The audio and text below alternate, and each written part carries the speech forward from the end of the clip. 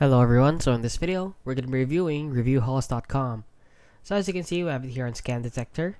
And as you can see, they're rated 10.6 out of 100, which is very low. And raises a lot of red flags since it indicates that it is untrustworthy, risky, and dangerous. So as you can see, there are a lot of things that they say about here.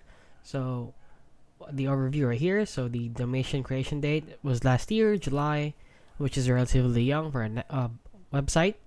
So the blacklist status has detected on blacklist engines, HTTPS not found, proximity to suspicious websites, which is very low, phishing score 9 out of 100, malware score 4 out of 100, and spam score 1 out of 100. So as you can see, we have it also here on Scam Advisor. So from the points right here, they have a lot of negative highlights and only 2 positive highlights, which is that this is an art and entertainment website and the DNS filter labels this as safe. However, the negative highlights are a lot, so you can read it for yourself.